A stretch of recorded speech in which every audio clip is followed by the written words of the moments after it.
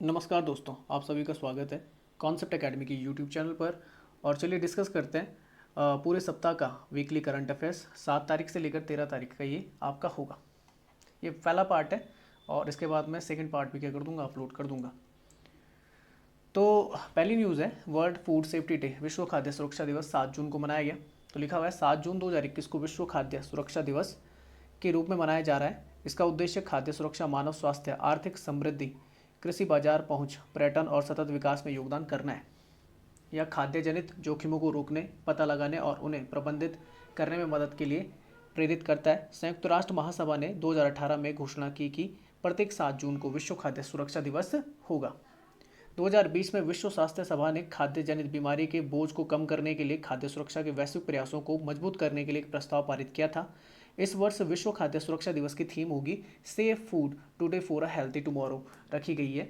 WHO इस तथ्य को उजागर करना चाहता है कि सुरक्षित भोजन के लिए प्रोडक्शन और कंजप्शन से लोगों, पृथ्वी और अर्थव्यवस्था के लिए तत्काल और दीर्घकालिक लाभ होते हैं। खाद्य सुरक्षा की यह सुनिश्चित करने में महत्वपूर्ण भूमिका है कि खाद्य श्रृंखला के हर चरण में उत्पादन से लेकर कटाई, प्रसंस्करण, भंडारण, वितरण, तैयारी और उपभोग तक सभी तरह से भोजन सुरक्षित रहना चाहिए। डब्ल्यूएचओ के अनुसार खाद्य सुरक्षा सरकारों, उत्पादों और उपभोक्ताओं के बीच एक साझा जिम्मेदारी होगी। इस दिवस के माध्यम से डब्ल्यूएचओ खाद्य सुरक्षा को सार्वजनिक एजेंडे में मेन स्ट्रीम में लाने और विश्व स्तर पर खाद्य जनित बीमारियों के बोझ को कम करने के लिए काम करता है। अगर मैं प्रिंसिपल ऑर्गन्स यूनाइटेड नेशंस की बात करूं तो उसमें आपके 6 आते हैं। एक आती है आपकी यूएनजे, जिसे जनरल असेंबली बोला जाता है। एक आती है आपकी सिक्योरिटी काउंसिल, एक आता है सेक्रेटरीट्स, एक आता है आपका इकोसॉक, जिसे बोलते हैं economic and the social council. Bharat इसका अभी रिसेंट में क्या बना है, सदस्य बना है, मेंबर बना है, ये आप याद कर लीजिए। ट्रस्टीशिप काउंसिल आती है और एक आता है आपका इंटरनेशनल कोर्ट ऑफ जस्टिस। तो ये आपके 6 प्रिंसिपल ऑर्गन्स है किसके, यूनाइटेड नेशन के। ये पेपर में पूछा गया था।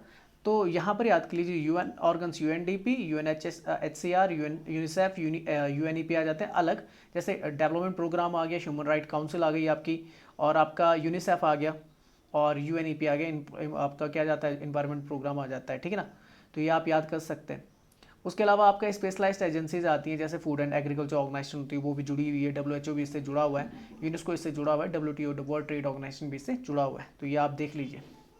सिक्योरिटी काउंसिल में आपके 5 परमानेंट मेंबर्स होते हैं, जिसमें चाइना है, रशिया है, आपका फ्रांस है, यूके और यूएसए है, और 10 नॉन परमानेंट मेंबर्स होते हैं, 2 साल के लिए चुने जाते हैं, और भारत चुना गया इस बार, ठीक है ना, 10 में। तो ये याद कर लीजिए आप लोग। नेक्स्ट न्यूज़ है, परफॉर्मेंस ग्रेडिंग इंडेक्स 2019-20 जारी की गई है। तो लिखा हुआ है, शिक्षा मंत्रालय ने राज्यों और केंद्र शासित प्रदेशों के लिए परफॉर्मेंस ग्रेडिंग इंडेक्स 2019-20 को जारी करने की स्वीकृति दे दी है। यह इंडेक्स स्कूल शिक्षा और साक्षरता विभाग, शिक्षा मंत्रालय जारी करता है। सरकार ने स्कूलों शिक्षा के क्षेत्र में परिवर्तन बदलाव करने के लिए 70 मानकों के एक सेट के साथ प्रदर्शन ग्रेडिंग इंडेक्स की शुरुआत की है। राज्यों और केंद्र शासित प्रदेशों के लिए पीजीआई पहली बार 2019 में 2017-18 के संदर्भ में प्रकाशित हुआ था। राज्यों और केंद्र शासित प्रदेशों के लिए पीजीआई 2019-20 इस श्रृंखला में तीसरा प्रकाशन है। सूचकांक राज्यों और केंद्र शासित प्रदेशों की सरकारों को बहुआयामी कार्यक्रम चलाने की दिशा में प्रेरित करेगा, जो बेहतर शिक्षा प्रणाली को लाएगा। यह दीर्घकालिक स्थिरता के लिए आगामी परियोजना में सड़क सुरक्षा, रखरखाव और जलवायु अनुकूलन और समन के तत्वों को शामिल करने में भी मदद करेगा। पीजीआई राज्यों और केंद्र शासित प्रदेशों को कमी की तरफ इंगित करने में मदद करेगा और उसी के अनुसार कार्यक्रम के क्षेत्रों को प्राथमिकता दी जाएगी, ताकि यह सुनिश्चित हो सके कि स्कूली शिक्षा प्रणाली सभी स्तरों पर मजबूत है। पंजाब, चंडीगढ़, तमिलनाडु, अंडमान निकोबार द्वीप समूह तथा केरल को 2019-20 के लिए उच्चतम ग्रेड ए डबल पॉजिटिव प्राप्त हुआ है। अंडमान निकोबार द्वीप समूह, अरुणाचल प्रदेश, मणिपुर, पुदुचेरी, पंजाब तथा तमिलनाडु ने समग्र पीजीआई स्कोर में 10% का सुधार किया है, यानी 100 या अधिक अंक। पहले के वर्षों की तुलना में अधिकतर राज्यों, केंद्र शासित प्रदेशों ने अपनी ग्रेडिंग को सुधारा था। 1% का मतलब होता है लगभग 10 अंक के बराबर होता है। अच्छा, नेक्स्ट न्यूज़ आती है, state of the India's environment report 2021 प्रकाशित हुई है। तो लिखा हुआ है कि हाल ही में भारत की पर्यावरण रिपोर्ट 2021 जारी की गई है। इसके अनुसार 17 सतत विकास लक्ष्यों एसडीजी पर 2020 की रैंकिंग की तुलना में भारत 2 स्थान गिरकर 117वें स्थान पर आ गया है। 2015 में संयुक्त राष्ट्र के 193 सदस्य देशों द्वारा 2030 एजेंडा के हिस्से के रूप में एसडीजी लक्ष्यों को अपनाया गया था। यह गिरावट एसडीजी 2, एसडीजी 5 और एसडीजी 9 से संबंधित प्रमुख चुनौतियों के कारण दर्ज की गई है। खाद्य सुरक्षा में कमी, लैंगिक समानता में कमी, समावेशी और टिकाऊ औद्योगिकरण को बढ़ावा देने और नवाचार को बढ़ावा देने जैसी बड़ी चुनौतियां आज भी देश में बड़ी बनी हुई है। आपको बता दें कि 2020 में भारत की रैंक कितनी थी, 115 थी। तो ये आप याद कर लीजिए, भारत की रैंक गिरी है। रिपोर्ट के अनुसार झारखंड और बिहार 2030 तक एसडीजी लक्ष्यों को हासिल करने के लिए सबसे कम तैयार है। भारत का कुल एसडीजी स्कोर 100 में से कितना है? 61.9 है। केरल, हिमाचल प्रदेश और चंडीगढ़ ने अच्छा प्रदर्शन किया हुआ एसडीजी हासिल करने की राह पर है। रिपोर्ट में यह भी कहा गया है कि पर्यावरण प्रदर्शन सूचकांक के मामले में भारत 180 देशों में से 168वें नंबर पर है। इसकी गणना विभिन्न संकेतकों जैसे पर्यावरणीय स्वास्थ्य, जलवायु, वायु प्रदूषण, स्वच्छता और पेयजल, इकोसिस्टम सर्विसेज, जैव विविधता आदि के द्वारा किया जाता है। ये आपके टोटल 17 आपके डेवलपमेंट गोल्स हैं जो 2012 की जो अर्थ समिट थे वहाँ पर आपके तय किए गए थे, और 2030 तक इन्हें क्या करना था आपका हासिल करना था, जिसका टारगेट 2015 में सेट कर दिया गया था। तो पहला जो आता है वो आता है नो पॉवर्टी से रिलेटेड है, दूसरा नो हंगर है, तीसरा जो आपका एसडीजी गोल है वो गुड हेल्थ से रिलेटेड है, चौथा क्वालिटी एजुकेशन, पांचवा आपका जेंडर इक्वालिटी, छठवां आपका क्लीन वाटर एंड सैनिटेशन, सातवां आपका क्लीन एनर्जी, आठवां good jobs in the economic growth, नौवां आपका आता है इनोवेशन इन द इंफ्रास्ट्रक्चर, 10वां आता है रिड्यूस इनइक्वालिटी, 11वां आता है sustainable cities and the communities, 12th आता है आपका रिस्पॉन्सिबल कंजप्शन, 13th आता है protection the planet and the 14th आता है लाइफ बिलो द वाटर। ये जरूर याद कर लेना। 13वां जो है प्लानट से रिलेटेड है, पूरे प्लानट से रिलेटेड है, जबकि 14वां जो है वो आपका लाइफ बिलो वाटर है। अच्छा, 15वां जो आता है ऑनलाइन है, और 16 जो आता है पीस एंड जस्टिस है, और 17 पार्टनरशिप फॉर द गोल्स है। तो 13वां, 14वां, 15 एक साथ कनेक्ट हो जाएगा, अर्थ फिर वाटर फिर आपका लैंड। आपका पहला जो होता है नो पॉवर्टी है, ठीक है ना, ये याद कर लेना। दूसरा है जीरो हंगर, ठीक है, ये याद कर लीजिए। और जेंडर इक्वालिटी 5वें नंबर पे आता है आपका। नेक्स्ट चलते हैं। नेक्स्ट है आपका रायमोना बना असम का छठा राष्ट्रीय उद्यान। तो ये याद कर लीजिए, पेपर में पूछने के चांसेस ज़्यादा है। कोकराझार जिले में रायमोना असम का छठा राष्ट्रीय उद्यान बन गया है। यह राष्ट्रीय उद्यान बोडोलैंड प्रादेशिक क्षेत्र, बोडोलैंड टेरिटोरियल रीजन बीटीआर के अंतर्गत आता है। रायमोना से पहले मौजूद 5 राष्ट्रीय उद्यान काजीरंगा, मानस, नामेरी, ओरांग और डिब्रू साइखोवा है। इनमें से अधिसूचित रिपू रिजर्व फॉरेस्ट का उत्तरी भाग शामिल है, जो भारत भूटान सीमा पर फैले मानस नेशनल पार्क के लिए पश्चिमी बफर बनाता है। पेकुआ नदी रायमोना की दक्षिणी सीमा को बनाती है। रायमोना भूटान में बिफसू वन्यजीव अभ्यारण्य और जिग्मे सिंगदे वांगचुक राष्ट्रीय उद्यान के निकटवर्ती वन भी साझा करता है। वहाँ पे जो आपका जिग्मे सिंगे वांगचुक है ना, ये आपके भूटान के राजा का नाम है, तो ये याद कर लीजिए आप, ठीक है ना। नेक्स्ट लिखा रायमोना 2837 वर्ग किलोमीटर मानस बायोस्फीयर रिजर्व और चिरांग रिपु हाथी रिजर्व का एक अभिन्न अंग है। इस राष्ट्रीय उद्यान में गोल्डन लंगूर, एशियाई हाथी, बंगाल टाइगर जैसी लुप्तप्राय जानवरों की प्रजातियां पाई जाती हैं। इसके अलावा पार्क में तितलियों की 150 से अधिक प्रजातियां, पक्षियों की 170 से अधिक प्रजातियां और पौधों की 350 प्रजातियां यहाँ पर मौजूद हैं। अगर बात करें असम की, तो असम वेस्ट बंगाल से सीमा साझा करता है। मेघालय, अरुणाचल प्रदेश, नागालैंड, मणिपुर, मिजोरम, त्रिपुरा जो आपकी 7 सिस्टर्स हैं, ठीक है ना, उन सब से क्या करता है, सीमा साझा करता है। इंटरनेशनल बॉर्डर्स की बात करें तो ये भूटान से अपनी सीमा साझा करता है और बांग्लादेश से अपनी सीमा साझा करता है, तो ये जरूर आप याद रखें। तो ये आसाम के कुछ वाइल्ड लाइफ सेंचुरीज हैं, ठीक है ना, और नेशनल पार्क्स हैं, जैसे ओरांग नेशनल पार्क यहाँ पे, मानस वाइल्ड लाइफ सेंचुरी यहीं पे, तो यहीं की वो बात कर रहा था भूटान की तरफ की, ठीक है ना। और लोबखवा वाइल्ड लाइफ सेंचुरी आपका डिब्रू साइखोवा इस तरफ आपका अरुणाचल प्रदेश की तरफ जाता है, तो ये आप याद कर सकते हैं। नेक्स्ट न्यूज़ आती है बिम्स्टेक इनिशिएटिव है, तो देख लेते हैं। तो 6 जून को 24वां जो बिम्स्टेक हुआ है दिवस के अवसर पर पीएम नरेंद्र मोदी ने उसे बधाई दी है। बिम्स्टेक का पूरा नाम है Bay of Bengal initiative for the multi sectoral technical and economic cooperation बोला जाता है, भारत का सदस्य है। और लिखा हुआ बता दें कि उप क्षेत्रीय संगठन 6 जून 1997 को बैंकॉक घोषणा के माध्यम से अस्तित्व में आया था। याद रखना कि बिम्स्टेक का जो फॉर्मेशन हुआ है बैंकॉक डिक्लेरेशन से हुआ है, डिक्लेरेशन। तो ये हुआ था आपका 1997 में, और बिम्स्टेक अस्तित्व में आ गया था 6 जून को। उस समय यह बिस्टेक के नाम से जाना जाता था, देशों के नाम पे रखा गया था। B for Bangladesh, I for India, S for Sri Lanka, T for Thailand, और ईसी का मतलब था इकोनॉमिक कॉपरेशन, आर्थिक सहयोग के नाम से स्थापित किया गया था। बाद में कई देश इससे जुड़े, तो 1993 में म्यांमार को इसमें शामिल किया गया था, जिसके बाद समूह का नाम बदलकर बिम्स्टेक रखा गया था। तो सिर्फ आपका जो क्या था, एम बीच में आ गया था, तो वो था म्यांमार। उसके बाद 2004 में नेपाल और भूटान के द्वारा इसमें शामिल होने के बाद इसका नाम बिम्स्टेक रख दिया गया था, ठीक है ना। तब किस नाम पे नहीं है, तब देशों के नाम पे नहीं था, तो याद रखना 1997 तक तो ये देशों के नाम पे चला, पर 2004 में नेपाल और भूटान की ज्वाइन करने के बाद इसका नाम बिम्स्टेक जो था वो किसी देश के नाम पे नहीं था। तो बिम्स्टेक के 7 सदस्य बंगाली की खाड़ी के तटवर्ती और आसपास के क्षेत्र में हैं, जो क्षेत्रीय एकता को दर्शाते हैं। इसमें से 5 दक्षिण एशियाई देश बांग्लादेश, भूटान, भारत, नेपाल और श्रीलंका हैं, जबकि 2 देश म्यांमार, थाईलैंड दक्षिण पूर्व एशिया की तरफ आते हैं। यह तेजी से आर्थिक विकास और सामाजिक प्रगति में सहयोग के लिए एक सक्षम वातावरण बनाने के उद्देश्य से स्थापित की गई है। यह क्षेत्रीय समूह दक्षिण और दक्षिण पूर्व एशिया के बीच एक सेतु का निर्माण करता है और इन देशों के बीच संबंधों के सुदृढ़ीकरण का प्रतिनिधित्व करता है। बिम्स्टेक 2.7 ट्रिलियन अर्थव्यवस्था के संयुक्त सकल घरेलू उत्पाद जीडीपी के साथ वैश्विक आबादी के लगभग 22% हिस्से का प्रतिनिधित्व करता है। इसमें से मैं बता दूं लगभग यहाँ पे थोड़ा कम दे रखा है यार। बिम्स्टेक जो माना जाता है क्योंकि भारत की लगभग इकॉनमी अभी जो आ रखी है वो लगभग 2.5 ट्रिलियन के आसपास है, तो देख लीजिए भारत का कंट्रीब्यूशन। वैसे भारत ने 3 ट्रिलियन के आसपास होना था, पर कोविड के चलते ये कम हो गई है। दुनिया की सबसे बड़ी अर्थव्यवस्था आपकी यूएसए की है, जिसकी लगभग 22 ट्रिलियन की इकॉनमी है, 22 ट्रिलियन डॉलर की इकॉनमी। उसके बाद आपका चाइना आता है, लगभग 15 ट्रिलियन डॉलर के आसपास इसकी भी इकॉनमी है। उसके बाद जापान आता है, जापान तीसरे नंबर पे, इसके लगभग 5 ट्रिलियन के आसपास है। अच्छा, आगे चलें तो कई अन्य क्षेत्रीय और समूह के विपरीत बिम्स्टेक एक क्षेत्र संचालित सहकारी संगठन है। तो बिम्स्टेक की अगर बात करें तो मैंने बता दी इसकी जो आपके ऑफिशियल लैंग्वेजेस हैं, तो जो आपके 7 कंट्रीज़ है वही है, बंगाली हो गई, बांग्लादेश की बर्मीज़ हो गई, आपकी बोल सकते हैं बर्मा की, म्यांमार की हिंदी हो गई, नेपाली हो गई, सिन्हाला हो गई, सिन्हाला जो बोली जाती है श्रीलंका में बोली जाती है, और वहाँ पे कम्युनिटी भी है सिन्हाला नाम से, तमिल हो गई, और थाई हो गई थाईलैंड की। अच्छा, बात करें तो इसका सेक्रेटरीट आपको जो देखने को मिलेगा बिम्स्टेक को ढाका बांग्लादेश में देखने को मिलेगा। ऑफिशियल लैंग्वेज दो है, हिंदी एंड इंग्लिश। मेंबरशिप अगर बात करें तो 7 देश बांग्लादेश, भूटान, इंडिया, म्यांमार, नेपाल, श्रीलंका और थाईलैंड आते हैं। चेयरमैन से जिनके पास है वो है अभी श्रीलंका के पास 2018 से, और इसके सेक्रेटरी जनरल अभी हैं तेंजिंग लैकपेल, ये भूटान से आते हैं, और 6 जून 1997 को ये फॉर्म हुआ था। बिम्स्टेक की अगर बात करें तो आसान है याद करना, जितने भी आपकी बाउंड्रीज भारत से बिल्कुल आपने किस तरफ जाना है, दाहिने हाथ की तरफ जाना, तो इंडिया पकड़ लिया, नेपाल पकड़ लिया, भूटान पकड़ लिया, श्रीलंका पकड़ लिया, फिर उसके बाद आता है बांग्लादेश, बांग्लादेश के नीचे म्यांमार, म्यांमार के बाद आता है थाईलैंड। इस तरीके से बहुत आसान है इसे याद करना। तो ये बिम्स्टेक के क्या आपके मेंबर कंट्रीज़ हैं। उसी तरीके से देखो शार्क आता है, बिम्स्टेक आता है, आपका ईसीओ आता है, आसियान आता है, टीसी आता है, एससीओ आता है, एसीडी आता है और जीसीसी आते हैं। तो ये मेंबर्स हैं, इसे याद कर सकते हैं। मेनली जो हमारे लिए इंपॉर्टेंट है वो शार्क, ठीक है ना, शार्क हमारे लिए इंपॉर्टेंट है, बिम्स्टेक हमारे लिए इंपॉर्टेंट है, आसियान कंट्रीज, हालांकि भारत आसियान का मेंबर नहीं है, ये याद कर लीजिए, भारत आसियान का मेंबर नहीं, शार्क और बिम्स्टेक का ये मेंबर आपको देखने को मिलेगा, पर आसियान भी हमारे लिए बहुत इंपॉर्टेंट है, ये आप याद कर सकते हैं। और एससीओ का आपका संघाई कॉपरेशन ऑर्गेनाइजेशन का भी हम क्या पार्ट है, तो ये भी आप याद कर सकते हैं। तो ये आपके वो 7 देश, India, Nepal, Bhutan, Bangladesh, Myanmar, Thailand और श्रीलंका।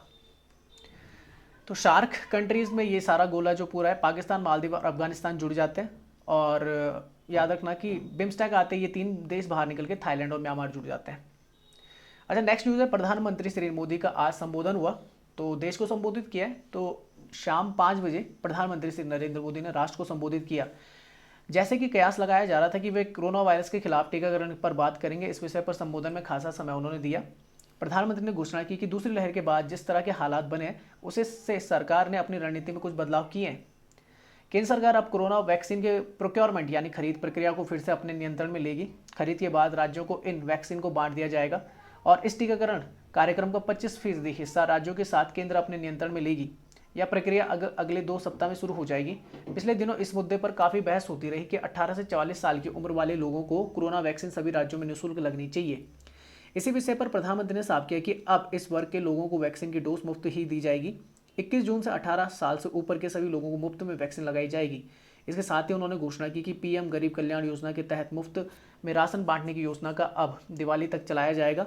बच्चों के लिए कोरोना वैक्सीन पर उन्होंने कहा कि इस विषय पर ट्रायल तेजी से हो रहे हैं। नाक के जरिए ली जाने वाले वैक्सीन भी विकसित की जा रही है, जिसे नेस्टल आपकी वैक्सीन बोला जाता है। अच्छा, एक चीज़ और याद रखना है कि 21 या 22 तारीख के बाद क्या होगा, 21 जून जो शायद से मेरे दिमाग में आ रहा है कि 21 तारीख के बाद जो वैक्सीनेशन का पूरा खर्चा है वो सेंट्रल गवर्नमेंट अपने तरीके से ले लेगी, अपने तरफ ले लेगी, और राज्यों को जो वैक्सीन बांटी जाएगी वो फ्री में बांटी जाएगी। और किस आधार पर बांटी जाएगी, तो जहाँ पर केसेस बहुत ज़्यादा होंगे, आपका कैजुअलिटी रेट बहुत ज़्यादा हाई होगा, तो वहाँ पर ये सबसे पहले बांटी जाएंगी। वहाँ पर सबसे पहले मतलब वहाँ पर ज़्यादा बांटी जाएगी। और दूसरी बात है कि सरकार जो अधिग्रहण करेगी वो टोटल वैक्सीन का 75% होगा, 25% आपका प्राइवेट सेक्टर के लिए ओपन होगी। अच्छा, और फिर ये है कि जितने की भी आपकी प्राइवेट सेक्टर्स को वैक्सीन पड़ेगी, उससे ऊपर वो सरचार्ज जो लेगी वो लेगी आपका केवल 150 रुपये, इससे ऊपर नहीं जा सकते। अगर मान लीजिए उन्हें वैक्सीन 600 रुपये की पड़ी है तो वो 1200 की या 1500 की नहीं बेच सकते। 600 से 150 रुपये ज़्यादा मतलब 750 तक वो बेच सकते हैं। नेक्स्ट न्यूज़ आती है, जहां वोट वहां वैक्सीनेशन टीकाकरण अभियान है। ये दिल्ली सरकार का इनिशिएटिव, तो लिखा दिल्ली सरकार ने टीकाकरण अभियान जहां वोट वहां वैक्सीनेशन शुरू किया। इस अभियान के तहत मतदाता केंद्रों पर 45 वर्ष से अधिक उम्र के लोगों को टीका लगाया जाएगा। इस अभियान को कोविड-19 के खिलाफ दिल्ली के लोगों को टीका लगाने के लिए एक अच्छी पहल कहा जा सकता है। इसका उद्देश्य अगले 4 हफ्तों के भीतर दिल्ली में कोविड-19 के खिलाफ 45 साल के से ऊपर के सभी लोगों को टीकाकरण कराना है। मुख्यमंत्री अरविंद केजरीवाल ने कहा है कि 45 साल से अधिक उम्र के लोगों को उन जगहों पर टीके उपलब्ध कराए जाएंगे जहां उन्होंने चुनाव के दौरान वोट दिया था। उनके अनुसार दिल्ली में 45 साल के ऊपर करीब 57 लाख लोग हैं। इनमें से 27 लाख लोगों को पहले ही खुराक दी जा चुकी है, सिंगल डोज लग चुका है, ठीक है ना। सिंगल डोज आपका कंप्लीट हो चुका है। सेकेंड डोज आप जानते हैं कि लगभग 84 दिन के बाद लगेगा आप। तो बाकी 30 लाख लोगों को अभी भी पहली खुराक से टीका लगाया जाना बाकी है। इस अभियान के दौरान या द्वारा लोगों तक पहुंच सुनिश्चित की जाएगी और उन्हें अपने मतदान केंद्रों पर जाकर टीका लगवाने के लिए प्रेरित किया जाएगा। इसके लिए बूथ स्तर के अधिकारियों बीएलओ को प्रशिक्षित किया जा रहा है। ये बीएलओ हर घर जाकर और 45 साल से ऊपर के लोगों से पूछताछ करेंगे। अच्छा इनिशिएटिव है मेरे हिसाब से। तो जैसा आपको वोटिंग के लिए आता है ना, तो उसी तरीके से वैक्सीन के लिए भी घर घर में आएंगे और नाम वगैरह पता करेंगे। ये अधिकारी निकटतम बूथ पर टीकाकरण के लिए स्लॉट की जानकारी देंगे। यदि कोई व्यक्ति टीकाकरण केंद्रों में जानकारी से इनकार करता है तो बीएलओ उनसे अनुरोध कर इस संबंध में उसे समझाने का प्रयास करेंगे। तो ये आपका दिल्ली को नॉर्थ हो गया, north west, west, south west. New Delhi आपका ये बीच वाला रीजन आता है जिसमें कनॉट प्लेस भी फॉल करता है। साउथ ईस्ट हो गया, साउथ और वेस्ट ईस्ट, ये आपके यहाँ पर क्या फॉल करते हैं। एक तरफ उत्तर प्रदेश से सीमा लगाता है, एक तरफ आपका हरियाणा से ये सीमा लगाता है,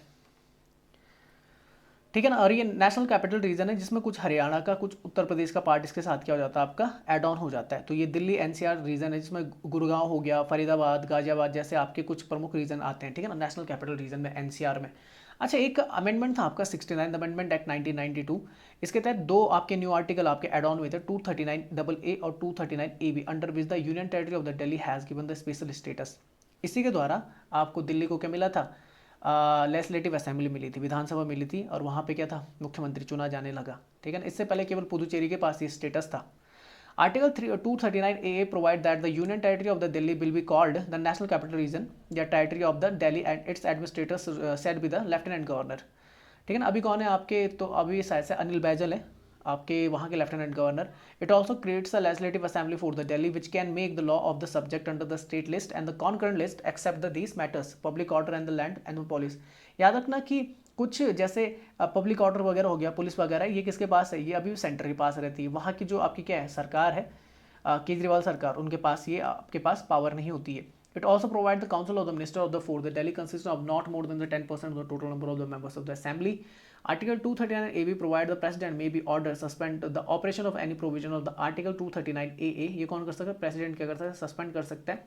239AB के तहत 239A से रिलेटेड प्रावधानों को क्या किया जा सकता है, आपका सस्पेंड किया जा सकता है। और of all the any of the provisions of the any law made in the pursuance of this article या that article, this provisions resemble the article 356 जिसे बोलते हैं आपका प्रेसिडेंट रूल।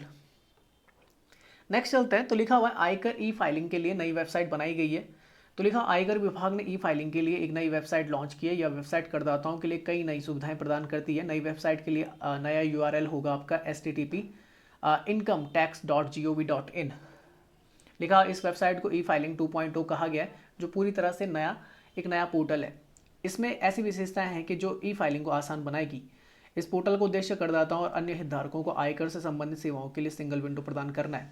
करदाताओं के त्वरित रिफंड जारी करने के लिए नए पोर्टल को आयकर रिटर्न की तत्काल प्रोसेसिंग के साथ जोड़ा जाएगा। इसमें जुड़े सभी इंटरैक्शन, अपलोड और लंबित कार्यवाही करदाता द्वारा अनुवर्ती कार्यवाही जैसे फॉलोअप के लिए एक ही डैशबोर्ड पर प्रदर्शित की जाएंगी। इस पोर्टल को राष्ट्रीय ई गवर्नेंस योजना के तहत एक मिशन मोड परियोजना के रूप में विकसित किया जा रहा है। केंद्रीय प्रत्यक्ष कर बोर्ड जिसे बोलते हैं CBDT, central board for the direct taxes के मुताबिक इससे जुड़ी ऑनलाइन कर भुगतान प्रणाली और एक मोबाइल ऐप जैसी सुविधाएं 18 जून से सक्रिय हो जाएंगी। पोर्टल में अक्सर पूछे जाने वाले प्रश्न, यूजर मैनुअल्स, वीडियो चैटबॉट और लाइव एजेंट्स को भी जोड़ा जाएगा। फेक का मतलब होता है आपका FAQ का मतलब होता है फॉर एनी क्वायरीज, ठीक है ना।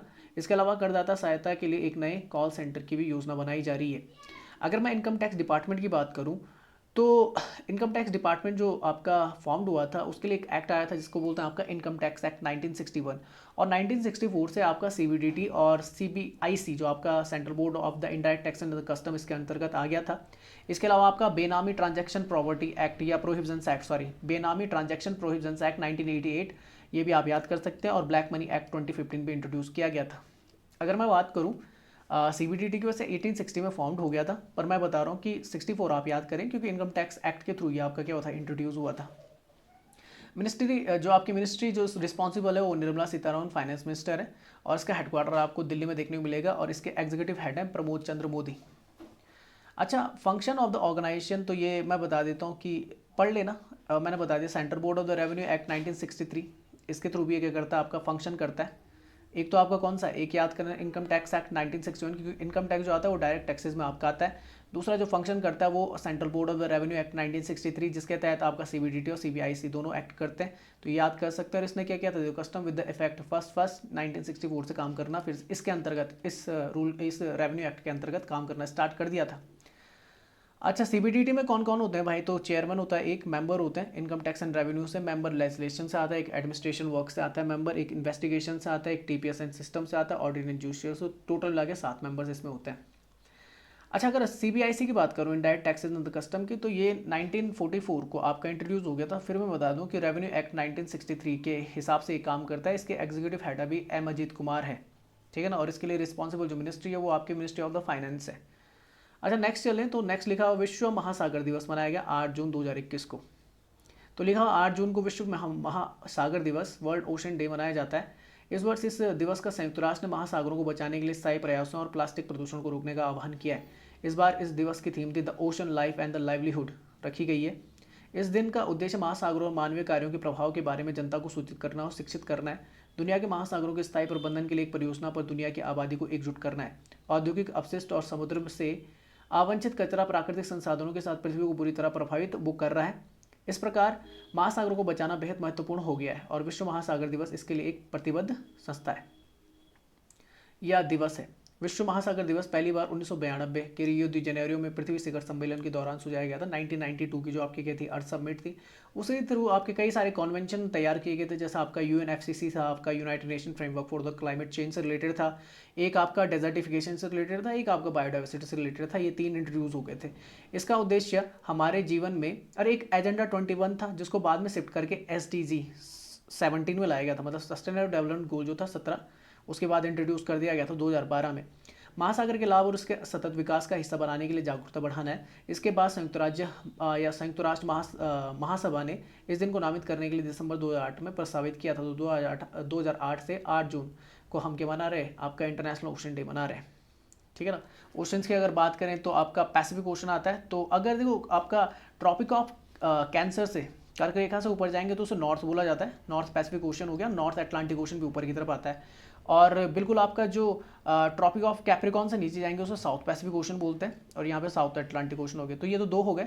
इंडियन ओशन यहाँ पर हो गया, और आपका यहाँ पर इंडियन ओशन हो गया, और ऊपर की तरफ आर्कटिक ओशन बोलते हैं आपका, और सदर्न ओशन हो गया। पर इसे अभी तक मान्यता प्राप्त नहीं थी। मैं भी हैरान हो गया था जब न्यूज़ पढ़ रहा था कि हम भी यही पढ़ते थे बचपन से कि 5 आपके महासागर है, पर रिकग्नाइज अब किया गया सदर्न ओशन को, ठीक है ना, जिसे आपका अंटार्कटिका ओशन भी बोलते हैं, अटलांटिक ओशन भी बोलते हैं, पर इसका जो नाम है सदर्न ओशन ही आप याद रखेंगे। अच्छा, कुछ टाइम पहले क्या हुआ था कि डीपेस्ट पॉइंट जो थे अर्थ के, वो आपके फिर से क्या कर दिए गए, अपडेट कर दिए गए थे।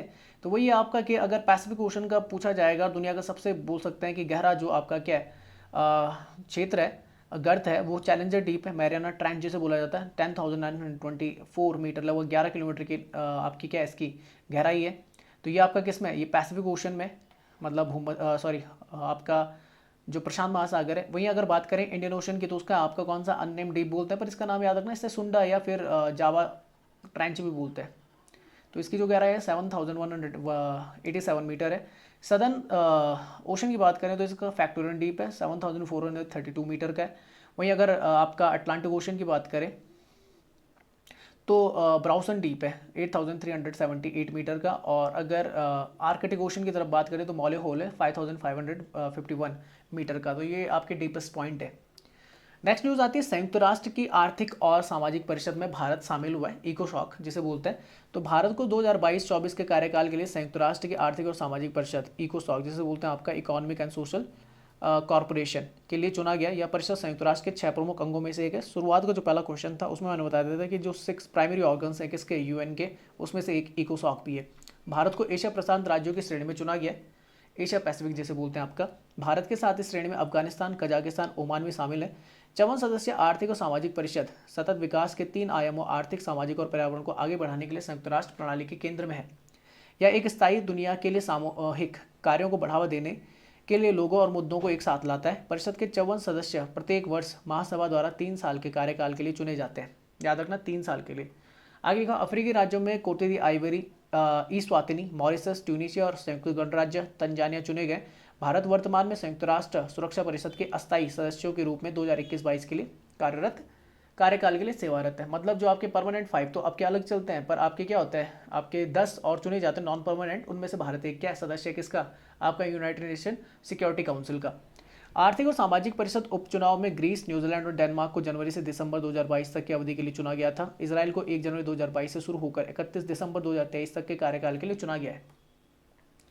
अच्छा, इसकी बात करें United nation economic and social council, जिसे इकोसॉक बोलते हैं, तो 26 ऑफ जून 1945 को आपका इकोसॉक फॉर्म हुआ था। इसका हेडक्वार्टर न्यूयॉर्क में देखने को मिलेगा, जहाँ पर आपका यूएन का देखने को मिलता है, ठीक है ना। और इसके प्रेसिडेंट अभी कौन है, तो मुनीर अकरम है, तो ये आप याद कर सकते हैं। पेरेंट ऑर्गेनाइजेशन कौन सी, आपकी यूनाइटेड नेशन है। 54 आपके क्या मेंबर है, जिसमें से भारत भी क्या आता है, कहाँ से आता है, तो एशिया पैसिफिक स्टेट से आता है, ये आप याद कर लेना। नेक्स्ट चलते हैं कोर्ट की कार्यवाही की लाइव स्ट्रीमिंग के लिए ड्राफ्ट नियम जारी किया गया। तो सुप्रीम कोर्ट की ई समिति ने कोर्ट की कार्यवाही की लाइव स्ट्रीमिंग और रिकॉर्ड के लिए ड्राफ्ट मॉडल नियम जारी किया है। ये ड्राफ्ट मॉडल आर्थिक पारदर्शिता, समावेशिता और न्याय तक पहुंच सुनिश्चित करने के उद्देश्य से जारी किए गए। मसौदे के नियमों के मुताबिक वैवाहिक मामले जिसमें उसके तहत उत्पन्न होने वाली स्थानांतरण याचिकाएं शामिल हैं, यौन अपराधों से संबंधित मामले भारतीय दंड संहिता की धारा 376 बलात्कार के तहत स्थापित कार्रवाई सहित महिलाओं के खिलाफ लिंग आधारित हिंसा से संबंधित मामलों की लाइव स्ट्रीमिंग से बाहर रखा गया। देख लेना कि आपके जो कौन सी आती है, इंडियन पेनल कोड 376 आपके किससे रिलेटेड, रेप से रिलेटेड, रेप और महिलाओं से रिलेटेड कहीं पर भी अगर लिंग संबंधित कोई मुद्दा होगा तो वो लाइव स्ट्रीमिंग से आपका बाहर रखा जाएगा, ये याद कर लेना। कार्रवाई या उसके किसी हिस्से की लाइव स्ट्रीमिंग की अनुमति देने या न देने की अंतिम निर्णय बेंच का ही होगा। बेंच का निर्णय एक खुली और पारदर्शी न्यायिक प्रक्रिया के सिद्धांत द्वारा निर्देशित किया जाएगा। बेंच बोलते हैं जिसमें आपके क्या होते हैं, जजेस होते हैं। आपकी 3 जजेस बेंच हो सकती है, 2 जजेस बेंच हो सकती है, 5 हो सकती है। वैसे मेनली ऑड में रखी जाती है 3, 5, 7, ताकि फैसला आ सके। नेक्स्ट चलते, समिति ने सभी हितधारकों से मसौदा नियमों पर इनपुट, फीडबैक और सुझाव आमंत्रित किए। कार्यवाही की लाइव स्ट्रीमिंग और रिकॉर्डिंग के लिए बुनियादी ढांचे को स्थापित करना सबसे महत्वपूर्ण है। मसौदे के नियमों में कहा गया है कि कम से कम 5 कोणों को कवर करते हुए कोर्ट रूम में कैमरे लगाए जाएंगे। कोर्ट रूम में भीड़भाड़ कम करने के लिए और कोर्ट परिसर में लाइव स्ट्रीमिंग देखने के लिए कमरे उपलब्ध कराए जा सकते हैं। समिति में बॉम्बे, दिल्ली, मद्रास और कर्नाटक हाईकोर्ट के जज शामिल थे, जिन्होंने लाइव स्ट्रीमिंग नियमों का मसौदा तैयार किया है। अगर बात करें तो सुप्रीम कोर्ट की अगर बात करें तो स्टेबलाइजमेंट हुआ था आपका जो एक्ट था 1935 का, उसके थ्रू 1 अक्टूबर 1937 को। वैसे आपने एक और याद रखना है, रेगुलेटिंग एक्ट आया था, एक्ट आया था आपका 1773 का, जिसमें पहली बार भारत में सुप्रीम कोर्ट की स्थापना की गई थी। और एलिजाम पे, सर एलिजाम पे आपके क्या थे, आपके पहले सुप्रीम कोर्ट के जज थे, एम पे, ये आप याद कर सकते हैं, ठीक है ना। उससे अच्छा 1 अक्टूबर 1937 को जब फॉर्म किया गया था, फेडरल कोर्ट ऑफ इंडिया के नाम से जाना जाता था। 28 जनवरी 1950 को इसका नाम सुप्रीम कोर्ट ऑफ इंडिया रख दिया गया था। इसका जो लोकेशन मैं बता दूं तो न्यू दिल्ली में आपका स्थित है, तिलक मार्ग पर। और एक जो और चीज़ आपने याद रखनी है कि अभी जो आपके करंटली जो आपके चीफ जस्टिस हैं, आई थिंक 48th है, वो है NV रमन्ना, अभी वन है, ठीक है ना, तो ये याद कर लेना आप लोग। अच्छा, जजेस कितने हैं, तो टोटल मिला के जजेस जो है सुप्रीम कोर्ट में वो टोटल 34 है, 33+1 एक आपका क्या होता है, चीफ जज होता है। अच्छा, नेक्स्ट न्यूज़ आती है, भारत में MSME के लिए विश्व बैंक की मदद ली गई है। तो MSME मतलब होता है micro small and medium enterprises, जिसके मिनिस्टर कौन है, आपके नितिन गडकरी। तो लिखा, विश्व बैंक ने भारत में MSME क्षेत्र को बढ़ावा देने के लिए $500 मिलियन के कार्यक्रम को मंजूरी दी है। $500 मिलियन से सूक्ष्म, लघु और मध्यम उद्यम को बढ़ाना और तेज करना प्रदर्शन कार्यक्रम, raising and the accelerating micro small and the medium enterprises performance, ramp, इस क्षेत्र में विश्व बैंक का दूसरा हस्तक्षेप होगा। यह कार्यक्रम 5,55,000 MSME के प्रदर्शन में सुधार का लक्ष्य रखता है। पहली मदद $750 मिलियन का MSME इमरजेंसी रिस्पांस प्रोग्राम है, जिसे जुलाई 2020 में स्वीकृत कर लिया गया था।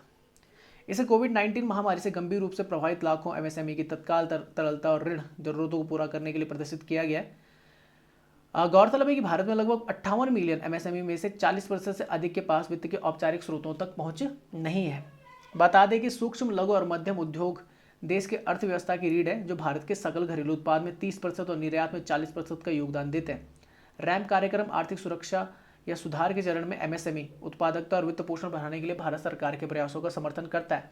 विश्व बैंक ऋण देने वाली एक ऐसी संस्था है जिसका उद्देश्य विभिन्न देशों की अर्थव्यवस्थाओं को व्यापक विश्व अर्थव्यवस्था में शामिल करना और विकासशील देशों में गरीबी उन्मूलन के प्रयास को कम करना है। विश्व बैंक का मुख्यालय वॉशिंगटन DC में आपका अवस्थित है। विश्व बैंक की अगर बात करें तो ब्रेटन वुड ट्विंस, जो आप जिसे बोलते हैं आपका ब्रेटन वुड कॉन्फ्रेंस, जो आपका 1944 में हुआ था जुलाई में, उसके थ्रू बना था, किसके साथ, IMD के साथ। मैंने क्या बोला, इंटरनेशनल मॉनेटरी फंड आईएमएफ के साथ बना था, ठीक है ना, दो। और वर्ल्ड बैंक को जाना जाता है किसके नाम से, तो इसको जाना जाता है आईवीआरडी के रूप में जाना जाता है, international bank for the reconstruction and development. तो 1944 जुलाई में आपका फॉर्म हुआ था, तो ये आप याद कर सकते हैं। हेडक्वार्टर इसका वॉशिंगटन डीसी में। मेंबर्स के 189 कंट्रीज़ हैं, आईबीआरडी याद रखना। और आईडीए में, इंटरनेशनल डेवलपमेंट एसोसिएशन में 173 मेंबर्स हैं। की पीपल की बात करेंगे तो प्रेसिडेंट डेविड मालपास हैं, एमडीएन सीएफओ जिन्हें बोलते हैं managing director and the chief finance officer जो है भारत के अंशुला कांत, और चीफ इकोनॉमिस्ट है अभी Carmen Reinhart. Parent organization World Bank group है। इसके भी आपके 5 आते हैं, याद रखना। इसके 5 आपकी सब ऑर्डनरी बोल सकते हैं सब्सिडाइरीज हैं। एक आता है international bank for reconstruction and development, जिसे वर्ल्ड बैंक ही बोला जाता है। दूसरा आता है आपका आईडीए, जिसे इंटरनेशनल डेवलपमेंट एसोसिएशन बोला जाता है। तीसरा आता है इंटरनेशनल फाइनेंशियल कॉर्पोरेशन आईएफसी। फिर आता है मल्टीलेटरल इन्वेस्टमेंट गारंटी एजेंसी मीगा। और एक आता है international centre for the settlement of the investment and dispute. Bharat इसका सदस्य नहीं, बाकी का है। भारत इन 4 का इसका नहीं है member. India is not the member किसका, आपका आईसीसीड का। तो अगर मैं किसकी बात करूँ, आईबीआरडी की बात करूँ तो 1944, ये याद कर लेना। डेविड मालपास कौन है, हेड है। 189 इसके मेंबर कंट्रीज है। आईडीए की बात करूँ, इंटरनेशनल डेवलपमेंट एसोसिएशन की 1960 में फॉर्म हुआ था, और इसका भी हेडक्वार्टर का वॉशिंगटन डीसी में। चीफ एग्जीक्यूटिव ऑफिसर कौन है, क्रिस्टियाना जॉर्जिवा है। अच्छा, उसके बाद इंटरनेशनल फाइनेंशियल कॉर्पोरेशन की बात करूँ तो ये 1956 में बना था। मीगा की अगर बात करूँ तो 1988 में बना था। और आईसीसीड की अगर बात करूँ, आईसीसीड हो गया, भूल गया लगाना, 1 2 3 4, बाप रे बाप भूल गया, चलो कोई नहीं। आईसीसीड के बारे में बता देता हूँ। तो आईसीसीड आपका बना था 1966 में, बस इतना याद कर लिए, सारा वॉशिंगटन डीसी में ही है। अच्छा, आगे लिखा हुआ था ब्रेटन वुड कॉन्फ्रेंस हुई थी, formally known as the United Nation monetary and the financial conference was gathering the 730 delegates थे 44 अलाइड नेशन से माउंट वॉशिंगटन होटल्स में ये आपके आए थे, situated in the Bretton wood, जिन्हें बोला न्यू हैम्पशायर में ये जगह है।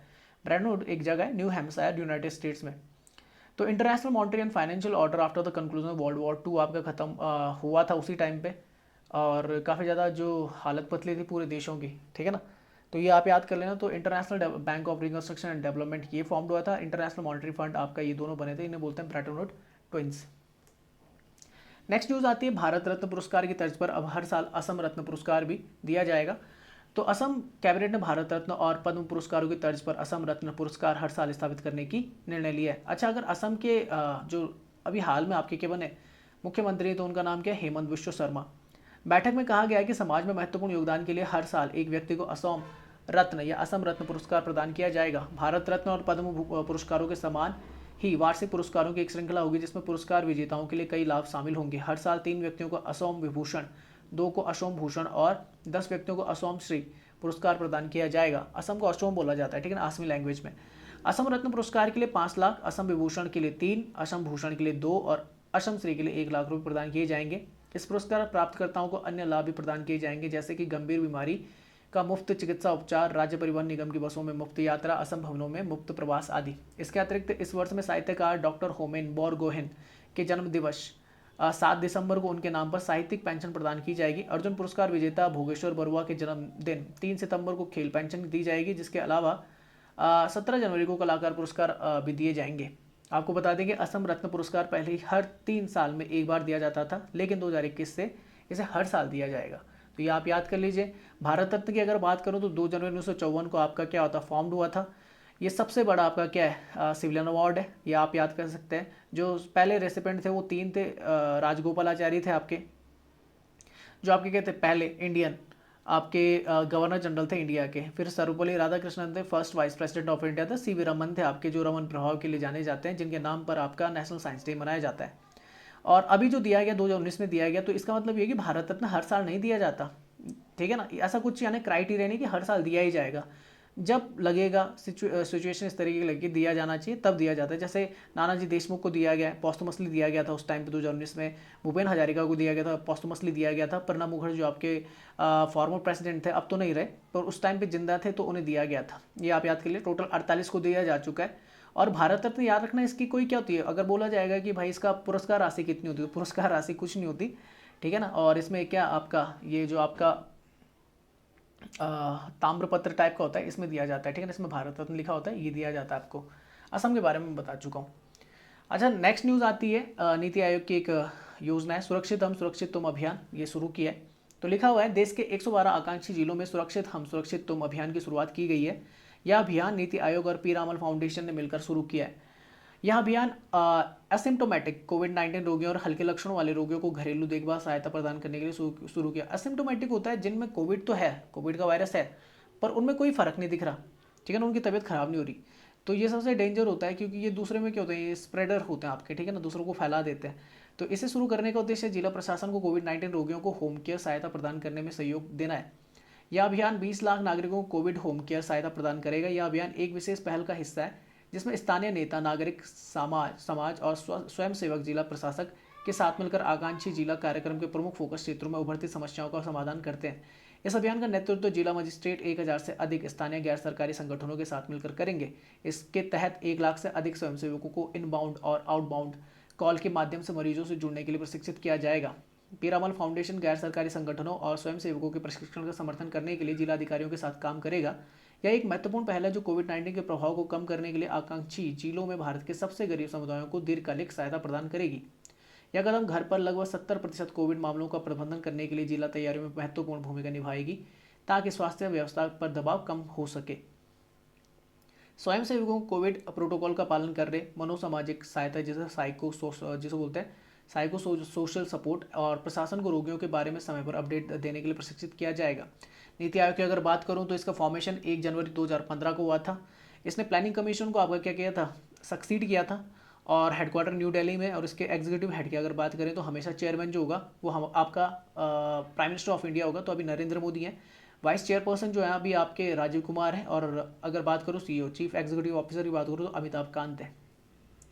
नेक्स्ट चले तो इंडो थाई कॉर्पोरेट का 31वां संस्करण आपका हुआ है अभी। तो लिखा भारतीय नौसेना और थाईलैंड की रॉयल थाई नौसेना के बीच भारत थाईलैंड समन्वित गश्ती इंडो थाई कॉर्पोरेट का आयोजन किया जा रहा है। यह इंडो थाई कॉर्पोरेट का 31वां 31st आपका क्या होगा, एडिशन होगा, जो 9 से 11 जून 2021 तक आयोजित किया जाएगा, हो चुका है। इसमें भारत की ओर से एक स्वदेश निर्मित नौसेना अपतटीय गश्ती पोस्ट INS सरयू भाग लेगा। दोनों देशों की नौसेनाएं इसका आयोजन वर्ष 2005 से समुद्री संबंधों को मजबूत बनाने के लिए वर्ष में 2 बार करती है, ठीक है ना, हर साल 2 बार होता है। यह कॉर्पोरेट नौसेनाओं के बीच आपसी समझ और इंटेरोपैराबिलिटी का निर्माण करता है। यह अवैध रूप से मछली पकड़ने, मादक पदार्थों की तस्करी, समुद्री आतंकवाद और समुद्री डकैती जैसी गैर कानूनी गतिविधियों को रोकने और कम करने में सहायता प्रदान करता है। भारत थाईलैंड के मध्य यह इंडो थाई कॉर्पोरेट संचालन भारत सरकार के रणनीतिक vision SAGAR security and the growth for the all in the region SAGAR, इसकी फुल फॉर्म याद कर लेना है, सागर की security and the growth for the all in the region पर आधारित है। इसमें हिंद महासागरीय क्षेत्र में एक्सक्लूसिव इकोनॉमिक जोन, निगरानी, मानवीय सहायता और आपदा राहत के साथ साथ अन्य क्षमता निर्माण गतिविधियों का संचालन किया जाता है। अच्छा, मैं अगर बताऊं, एक्सक्लूसिव इकोनॉमिक जोन जो होता है लगभग 200 नॉटिकल माइल का होता है, ठीक है ना, और 1 नॉटिकल माइल में कितना होता है यार, 1.8 के आसपास होता है, शायद से 1.8 किलोमीटर के आसपास होता है जहाँ तक मुझे याद है। तो इसका इस आयोजन का प्रमुख उद्देश्य हिंद महासागर के रणनीतिक रूप से महत्वपूर्ण हिस्से को सुरक्षित रखना और वाणिज्यिक शिपिंग और अंतर्राष्ट्रीय व्यापार को सुरक्षित रखना है। इसके 30वें संस्करण का आयोजन 18 से 20 नवंबर 2020 के दौरान किया गया था। थाईलैंड की अगर बात करें तो म्यांमार, लाओस, आपका कंबोडिया और नीचे से मलेशिया से ये क्या करता है, आपका सीमा साझा करता है। अगर इसके वेस्ट की तरफ जाएंगे तो अंडमान सी है, और अगर साउथ ईस्ट की तरफ जाएंगे तो यहाँ पे आपको देखने को मिलेगा गल्फ ऑफ थाईलैंड। यहीं पर आपकी स्ट्रेट ऑफ मलक्का है जो काफ़ी इंपॉर्टेंट है, ये आप याद कर सकते हैं, ठीक है ना। तो और नीचे वाले पेनिनसुला को बोला जाता है मलय पेनिनसुला। कैपिटल बैंकॉक है, ये यहाँ पर है आपकी, तो ये आप याद कर सकते हैं, ठीक है ना। और यहाँ पे खोरात प्लेटियू, ठीक है ना, और नीचे की तरफ आपकी डैंगरेक रेंज, ठीक है, तो ये आप याद कर लीजिए। अगर देखी जाएगी तो गवर्नमेंट किस तरीके, तो यूनिटरी पार्लियामेंट कॉन्स्टिट्यूशनल मोनार्की, यहाँ पे मोनार्क कौन है अभी, उनका नाम है महावज्रलॉन्गकॉर्न, और प्राइम मिनिस्टर कौन है, प्रयुक्त चान-ओ-चा, ये आपके मिलिट्री आपके जनरल रह चुके हैं वहाँ के। तो ये था आपका पहला पार्ट। नेक्स्ट पार्ट जो होगा इसी के बाद तुरंत मैं अपलोड कर दूंगा। PDF आपको टेलीग्राम ग्रुप में मिल जाएगा, और वीडियो का जो नोटिफिकेशन है वो भी आप टेलीग्राम से क्या कर सकते हैं, ले सकते हैं। व्हाट्सएप पे भी मैं इसका क्या कर दूंगा, आपका लिंक और PDF दोनों शेयर कर दूंगा। यूट्यूब में अगर वीडियो को देख रहे हैं तो लाइक और शेयर करें, और चैनल को सब्सक्राइब करना ना भूलें अगर आपने सब्सक्राइब नहीं किया है। सब्सक्राइब करते ही आपको बेल आइकन दिखेगा, बेल आइकन को प्रेस कीजिए और नोटिफिकेशन क्लिक कर लीजिए। फेसबुक पे भी हम हैं, वहाँ पर भी आप हमें फॉलो कर सकते हैं। हम उसके साथ ही साथ इंस्टाग्राम पर भी हैं, वहाँ पर भी आप हमें फॉलो कर सकते हैं। तो वीडियो को देखने के लिए आप सभी का धन्यवाद। मिलते हैं फिर नेक्स्ट वीडियो के साथ, तब तक के लिए जय हिंद, जय भारत।